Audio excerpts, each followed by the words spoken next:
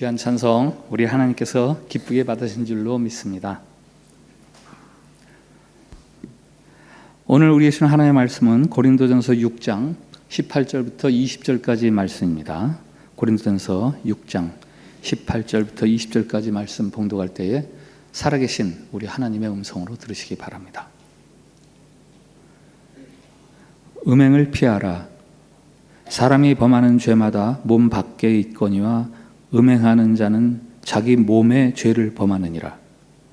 너희 몸은 너희가 하나님께로부터 받은 바 너희 가운데 계신 성령의 전인 줄을 알지 못하느냐?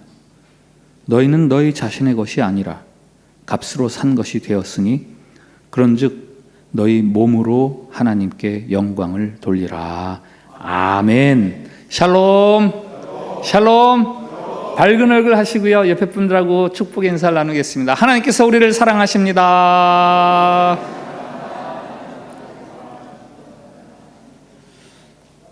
네, 오늘 설교 제목은 20절 말씀의 일부입니다. 몸으로 하나님께 영광을 돌리라.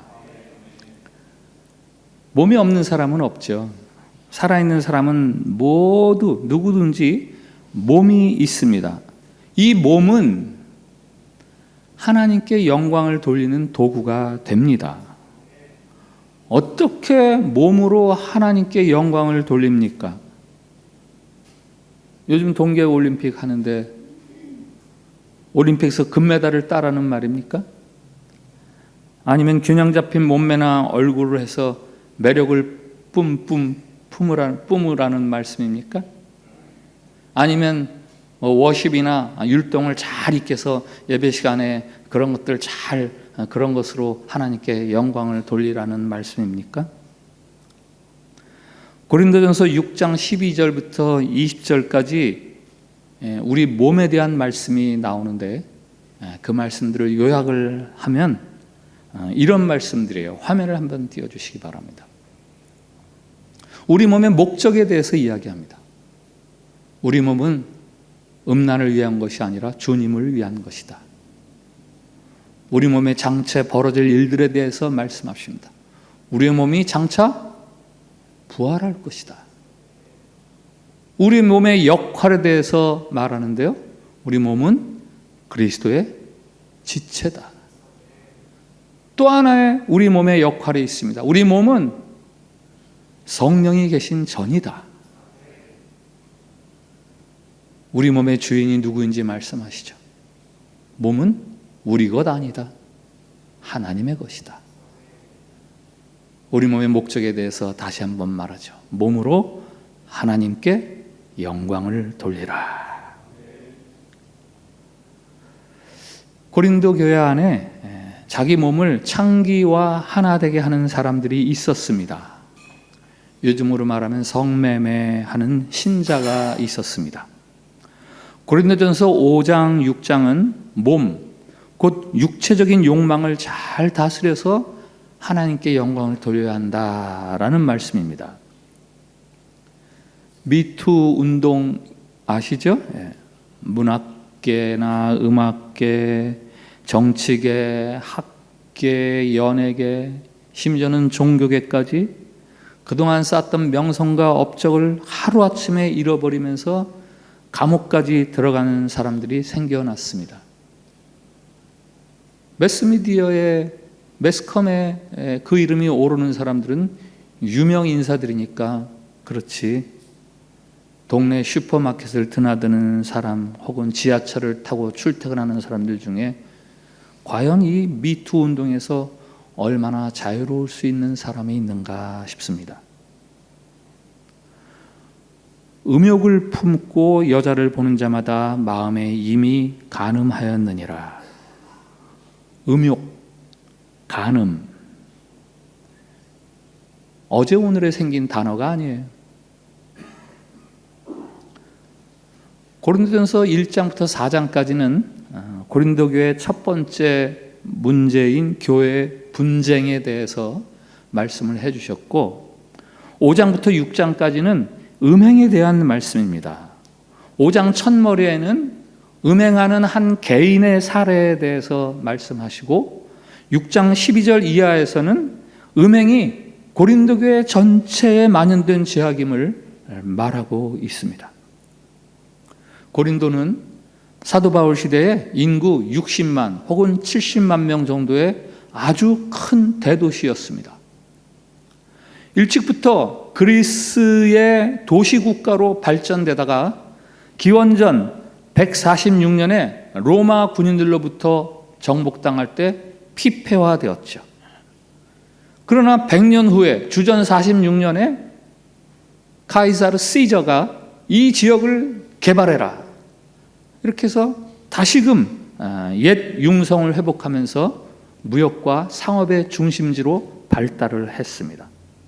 도시의 남쪽에는 사랑과 풍요의 여신 아폴로디테의 신전이 있어서 어둠이 깔리면 그 신전에서부터 1000명이 넘는 여창들이 시내로 내려와서 매춘에 열을 올렸고, 아폴로 신전에서는 아폴로를 숭배하는 사제들이 동성애 행위를 벌였습니다. 코린타이스타이, 말 그대로는 고린도인들처럼 생활하다, 이런 뜻이지만 육체적으로 방탕한 삶을 일컬을 때 사용하는 단어가 코린타이스타이. 당시의 고린도는 환락의 도시, 방탕의 생활의 대명사였습니다. 종교를 빙자한 성매매가 또는 동성애가 활발했고, 음행과 방탕함이 가득한 문화 속에서 교회가 교회로서의 정체성을 잠식당했습니다. 그래서 하나님께서 그것을 지적하시면서 말씀하시는 거예요. 이 말씀은 오늘 우리들에게도 대단히 중요한 말씀이죠. 왜? 오늘 이 시대가 바로 코린타이스타이, 이 시대가 바로 고린도와 다르지 않습니다. 우리를 음란한 생각에 빠지게 하고 음란한 행동을 하게 하는 유혹이 도처에 깔려 있습니다. 특별히 인터넷이 발달하면서 누구라도 쉽게 음란의 덫에 빠지게 되어 있습니다. 아무나 사용할 수 있는 검색 엔진 한쪽 화면에 비키니 차림의 여인이 이상한 포즈를 취하고 1초도 안 되는 사이에 나왔다 사라졌다, 나왔다 사라졌다 반복합니다. 거기를 누르면 어떻게 될까요? 상상이 가세요? 아니, 경험하셨죠? 순결을 지키기 참 힘든 세상을 살고 있습니다. 이 시대에 순결을 지키며 살아간다는 것은 그야말로 고통스러운 싸움입니다. 여러분, 순결이 무엇입니까? 마음속에는 불같은 욕정을 품고 있으면서 체면이나 법 때문에 그것을 숨기고 억압하고 있는 상태를 순결이라고 말하지는 않습니다. 상스러운 음담패설을 즐기면서 남을 자극하고 이 정도쯤이야 별거 아니지 라고 호기를 부리는 사람을 순결한 사람이다, 이렇게 말하지 않습니다. 혼자 있는 시간이면 음란 사이트 동영상을 즐기면서 이건 내 취미생활이야, 그것을 두고 순결이라고 할 수 있겠어요? 우리말 큰 사전에는 순결을 몸과 마음이 아주 깨끗한 상태라고 정의하고 있습니다. 순결을 한마디로 짧게 정의하기는 쉽지 않겠지만, 오늘 말씀을 따라서 좀 더 길게 순결에 대해서 정의를 한다면, 우리가 하나님이 기뻐하시는 뜻을 따라서 우리의 몸과 마음을 잘 지키고 보존하는 것, 그것이 바로 순결입니다. 요즘 그리스도인들은 이 순결을 강력하게 위협받고 있는 세상을 살고 있습니다. 어떤 것들이 그리스도인들의 순결을 위협합니까? 우선은 인간의 존엄성, 인간의 권리를 주장하는 인본주의적 윤리, 그게 그리스도인들의 순결을 위협합니다. 양심적 병역 거부에 대한 한국 대법원의 판결이 새롭게 바뀌었어요. 다른 사람을 총으로 쏘아 죽이는 것을 도무지 내 양심으로 받아들일 수 없어서 병역을 기피하는 사람들, 예전에는 그들에게 병역 기피죄라는 죄를 뒤집어 씌웠지만 대법원에서 그거 헌법에 위배된다라고 판결을 내렸습니다. 지난 수십 년 동안 위헌이 아니다라고 판결을 내리던 것이 최근에 와서 위헌이다라고 바뀌었어요. 왜 이런 변화가 일어납니까? 이 시대의 밑바닥에 흐르는 거대한 사회적인 이데올로기가 있어요. 개인의 권리 존중, 개인의 권리 존중. 전통이나 단체, 조직보다는 개인의 권리가 우선한다라는 사상이 지배적입니다. 공동체의 유익이나 질서보다 개인의 자유가 더 우선이라는 생각이 팽배해 있습니다.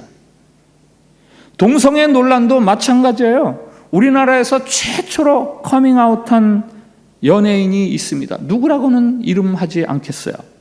그가 자신이 동성애자임을 밝히는 커밍아웃 후에 이런 말을 했습니다. 내 커밍아웃은 성정체성 확립 같은 거창한 얘기가 아닙니다.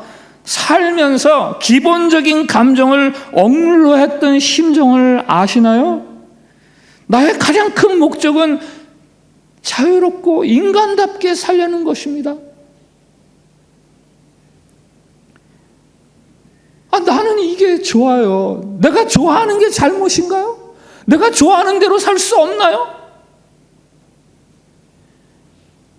요즘 동성애자들이나 혹은 그들을 옹호하는 단체들은 무슨 거대 담론을 가지고 옹호하지 않습니다. 그냥 그 사람 인정해줘라. 그 사람 인정해줘. 이렇게 주장하는 거죠. 왜? 이 사회적인 경향이 이제 그렇게 한 사람 한 사람을 존중하는 사회로 옮겨가고 있다는 것을 간파했기 때문에 무슨 이론이나 어떤 합리성을 가지고 주장하지 않아요. 야, 그 사람 좀 좋아하는 대로 살게 해라. 6장 12절에서 사도 바울이 말합니다. 모든 것이 내게 가하나 다 유익한 것이 아니요. 모든 것이 가하나. 이 자신의 자유로움을 근거로 무엇이든지 할 수 있다라는 이 주장은 바로 음행하는 고린도 교인들의 주장일 뿐만 아니라 개인의 권리와 존엄성을 위해서라면 어떤 것이라도 다 할 수 있다. 다 인정해 주어야 한다. 라고 말하는 인본적 윤리주의자들의 주장이죠. 그러나 기독교 윤리는 그렇지 않습니다. 내가 이렇게 할 수도 있고 저렇게 할 수도 있을지라도 그것이 다른 사람에게 덕이 되거나 혹은 다른 사람에게 유익이 되는가? 그것을 생각하면서 행동해야 된다.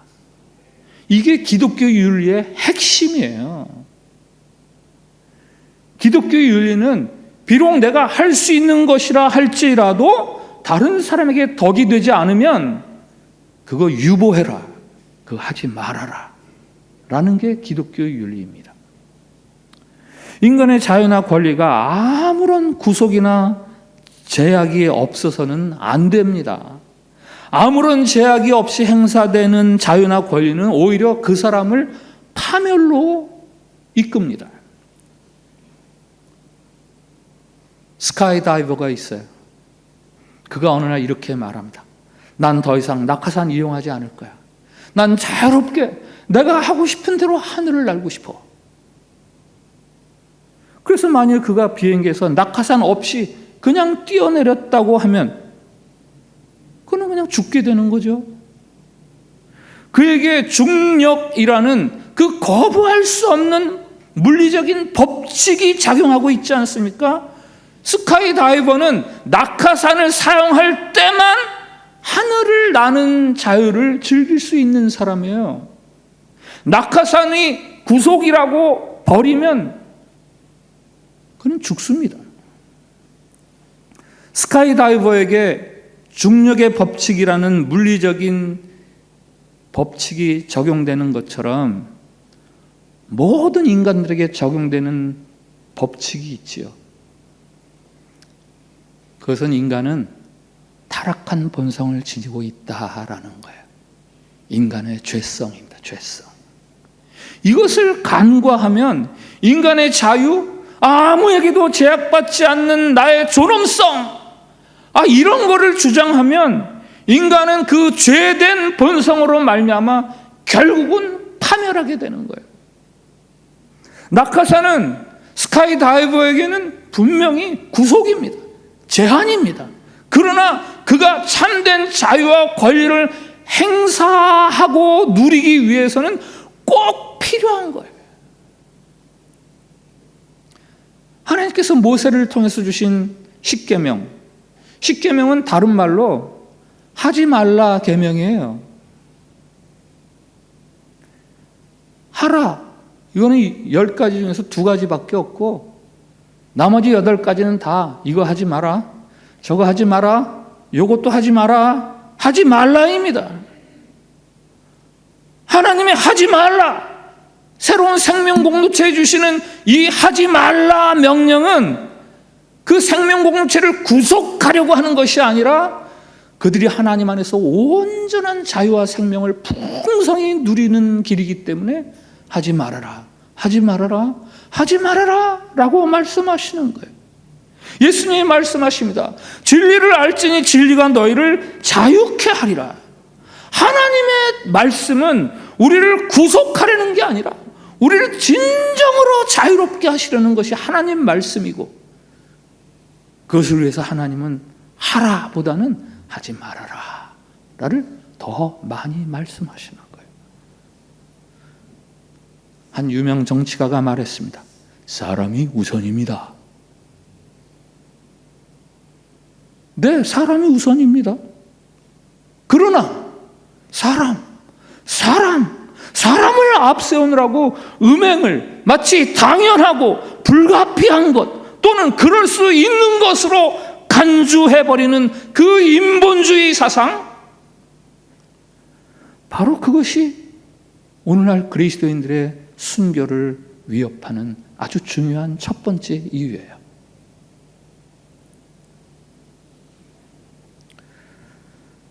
그리스도인들의 순교를 위협하는 두 번째가 있습니다. 그것은 음행을 통해서 누리는 쾌락과 즐거움이죠. 여러분, 죄에 즐거움이 있다는 걸 아세요? 죄에는 쾌감이 있어요. 그 음란함이 가져다주는 묘한 긴장감과 쾌감이 우리를 자극하고 우리를 유혹합니다. 그러나 그 쾌감과 즐거움은 결코 영원하지 않습니다. 오히려 그 잠시의 즐거움과 쾌락이 우리로부터 우리의 영원한 즐거움, 참된 생명을 빼앗아가 버립니다. 25년 전에 한국에서 한 남자가 이런 글을 썼어요. 단풍이 한창이던 가을에 쓴 글입니다. 단풍을 즐기고 싶어 아내와 남이섬에 바람을 쐬러 갔다. 양지 바른 곳에 자리 잡고 앉아 점심을 먹는데 벌들이 자꾸 날아왔다.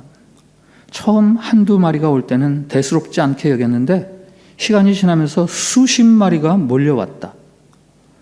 벌들이 야채를 담은 샐러드통 속으로 몰려드는 것으로 보아 아마도 아내가 만든 야채 샐러드 소스가 벌이 무척 좋아하는 향기가 나는 모양이다. 심지어 어떤 벌은 내 입 언저리에 묻어있는 소스를 먹겠다고 200까지 달라붙으니 성가시다. 부랴부랴 샐러드를 먼저 먹어치우고는 샐러드통을 씻어 놓아야겠다 싶어 수도가로 들고 갔다. 통을 들고 걸어가니 웬만한 녀석들은 다 도망쳐 날아가 버리는데 어라, 이 녀석 보게. 벌 한 마리는 끝까지 통에 달라붙어 수도가로 걸어가는 내내 도망가지를 않는다.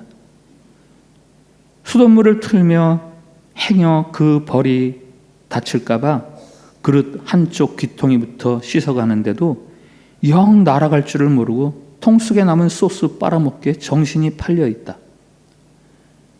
결국 그릇에 담긴 수돗물을 쏟았더니 물과 함께 녀석은 좁은 하수구 속으로 빨려 들어가 버렸다. 아, 이러고 싶지 않았는데, 도망갈 게 많이 주었는데. 녀석이 어떻게 되었을까 궁금해 조금 서서 지켜보았다. 조금 있으니까 녀석이 젖은 몸으로 하수구 속에서 벌벌 기어 나온다. 나와서는 한참 동안 날지 못한 채 제정신이 아닌 듯 고개를 흔든다. 나에게 이렇게 말하는 소리가 들린다. 아이고, 죽는 줄 알았네. 이 글은 이렇게 끝납니다. 야채 소스 단맛에 정신 팔다 하수구에 빠져버린 벌 한 마리. 그 벌을 통해 깨달은 것이 있다. 소스의 달콤함 때문에 벌이 미련해지는 것처럼 사람도 죄의 달콤함 때문에 미련해진다.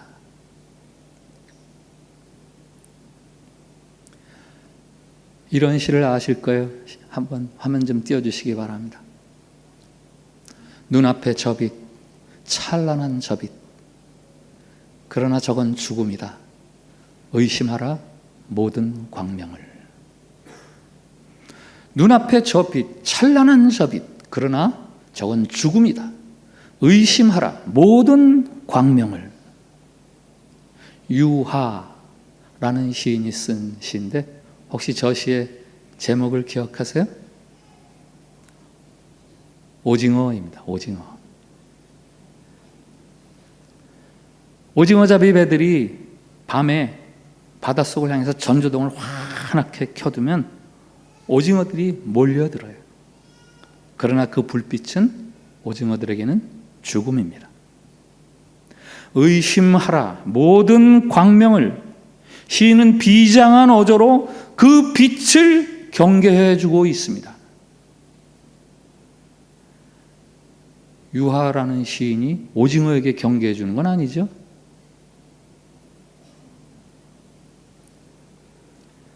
죄가 가져다 주는 잠시의 즐거움과 쾌락은 하나님으로부터 오는 더 큰 즐거움, 참된 즐거움을 빼앗기게 합니다. 하나님은 잠시의 즐거움에 취해 살아가는 사람들을 향해서 욥기에서 이렇게 경고하세요. 욥기 20장 5절부터 7절 말씀 같이 읽을까요? 같이 읽읍시다. 시작. 악인이 이긴다는 자랑도 잠시요 경건하지 못한 자의 즐거움도 잠깐이니라. 그 존귀함이 하늘에 닿고 그 머리가 구름에 미칠지라도 자기의 똥처럼 영원히 망할 것이라. 그를 본 자가 이르기를 그가 어디 있느냐 하리라. 아멘. 경건하지 못한 자의 즐거움 있다 없다? 에? 경건하지 못한 자의 즐거움 있다 없다? 있다. 그러나 특징이 있죠. 잠깐이다. 그게 커 보일지도 모른다. 그러나 결국에는 그게 똥처럼 망할 것이다. 성경의 경고예요. 그리스도인들의 순결함을 회방하는 또 하나가 있다면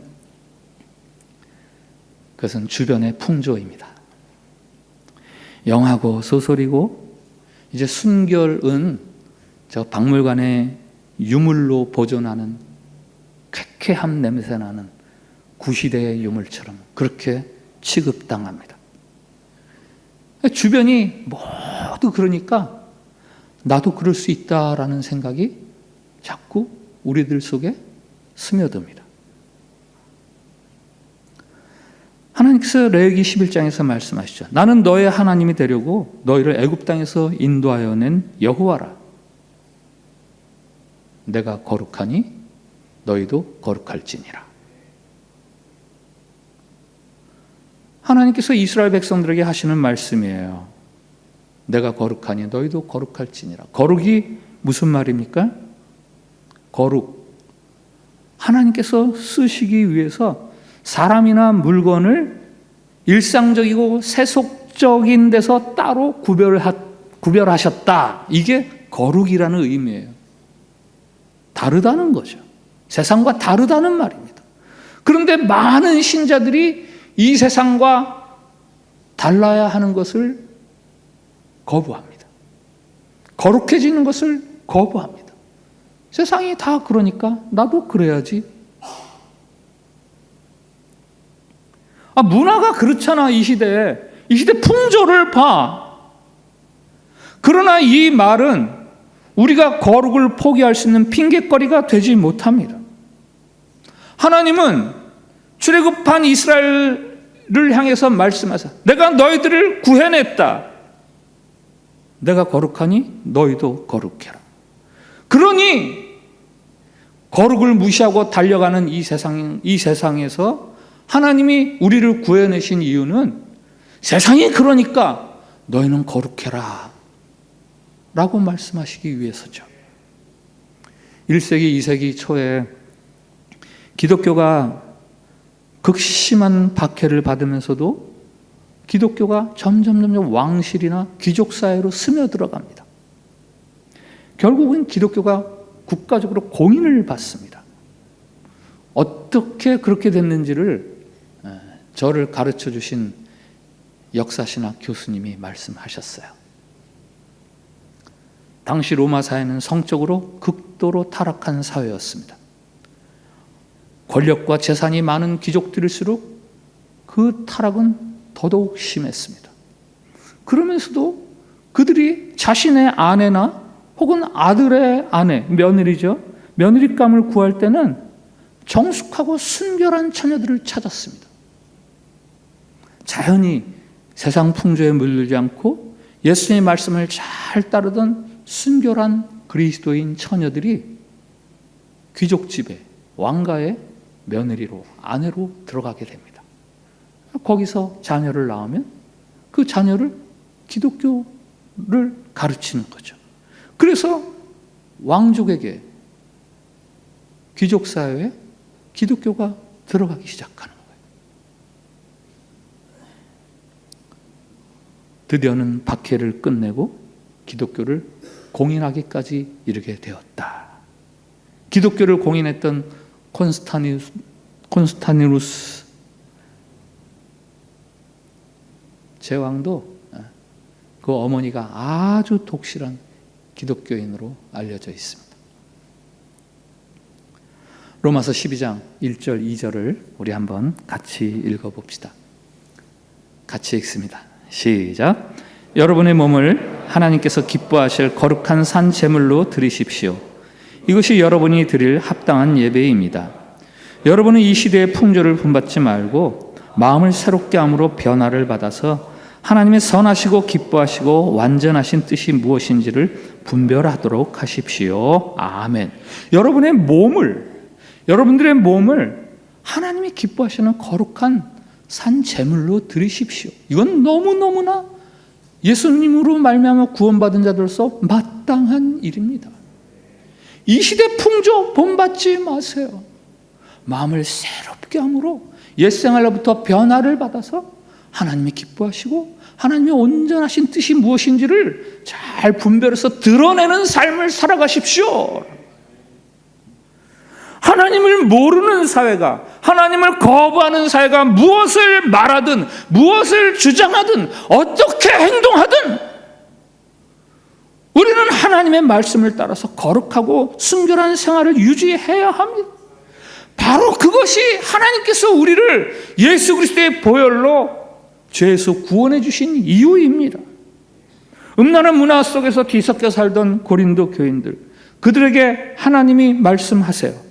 6장 11절 말씀을 같이 읽어봅시다. 시작. 너희 중에 이와 같은 자들이 있더니 주 예수 그리스도의 우리 하나님의 성령 안에서 씻음과 거룩함과 의롭다 하심을 받았느니라. 아멘. 저기 너희 중에 이와 같은 자들이 있더니, 여기 이와 같은 자들이 뭔지 아세요? 음행하는 자, 간음하는 자, 술 취한 자, 그 앞에 9절 10절에 나오는 이야기예요. 너희 중에 이와 같이 음행하고 간음하고 술 취한 자들이 있었더니죠. 주 예수 그리스도의 이름과 우리 하나님의 성령 안에서 그렇던 우리들이 씻음과 거룩함과 의롭다 하심을 받았다.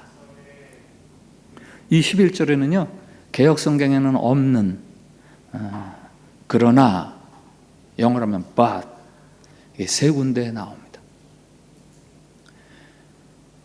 이렇게 읽을 수 있죠. 너희 중에도 이 같은 자들이 있었다. 그러나 씻음 받았다. 그러나 거룩하게 되었다. 그러나 의롭다 하심을 얻었다. 예수 그리스도의 이름과 하나님의 성령 안에서. 하나님은 우리가 과거의 모든 잘못으로부터 깨끗해졌음을 거듭해서 반복해서 3번이나 강조합니다. 왜 이 말씀을 하시죠? 그러니 과거의 죄로부터 느끼는 죄책감 같은 거 이제는 필요 없어. 죄책감 느끼지 마. 그 말씀을 하려고 저 이야기를 하시는 거예요? 아니면 그러니 감사해, 용서받은 은혜에 감사해야지, 이 말씀을 하려고 지금 저렇게 3번이나 강조를 하는 겁니까? 아니에요. 이제는 새로운 삶, 새로운 책임을 강조하시는 거예요. 여러분의 몸의 소중함, 그것을 확인하세요. 하나님은 새 삶을 위해서 우리에게 우리의 몸의 소중함을 가르쳐 주십니다. 설교 초두에 13절부터 20절까지의 6가지 질문, 답까지 보여드릴게요. 한번 띄워주시기 바랍니다. 저도 같이 읽읍시다. 같이 읽습니다. 시작. 우리 몸은 음란을 위한 것이 아니라 주님을 위한 것이다. 우리 몸은 부활할 몸이다. 우리 몸은 예수 그리스도의 몸의 일부다. 우리 몸 안에 지금 하나님이 계시다. 우리 몸은 이제 우리 것이 아니다. 우리 몸으로 하나님께 영광을 돌려라. 아멘. 한 번만 말씀하시면 혹이라도 우리가 못 알아들을까 봐 거듭 6가지 말씀으로 우리 몸에 대해서 가르쳐 주십니다. 저것들을 요약하면 뭐예요? 우리 몸이 얼마나 소중한 건데,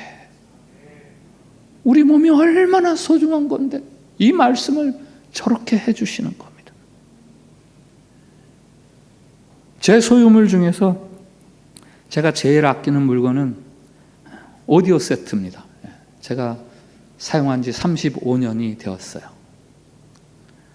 그동안 수도 없이 이사를 했으니까 이사할 때마다 그 오디오 세트는 저한테서 아주 특별 대접을 받습니다.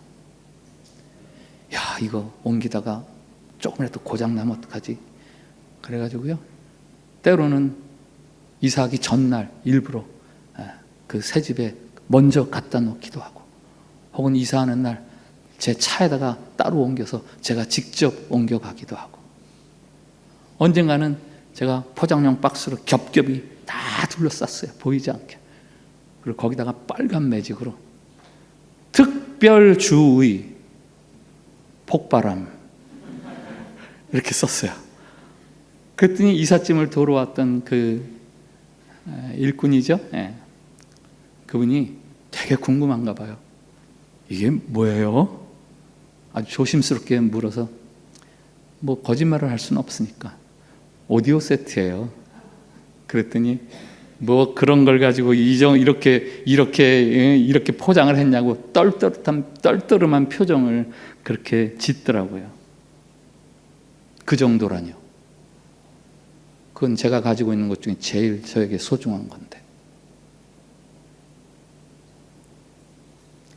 여러분에게 가장 소중한 물건이 뭡니까? 그게 무엇이든 저와 여러분에게 다른 물건들과는 비교도 안 될 만한 아주 소중한 것이 있습니다. 바로 우리의 몸이에요.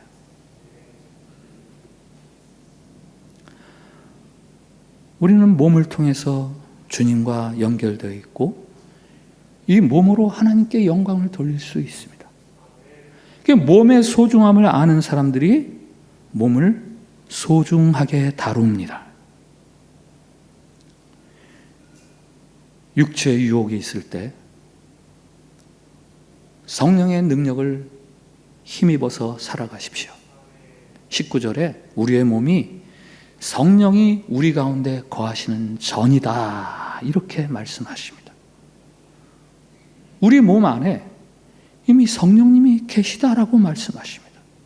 이 성령님의 능력을 의지하면 우리는 육신의 정욕을 이길 수 있습니다. 마음은 원이로되 육신이 연약해서 하는 식으로 핑계대려고 하지 마세요.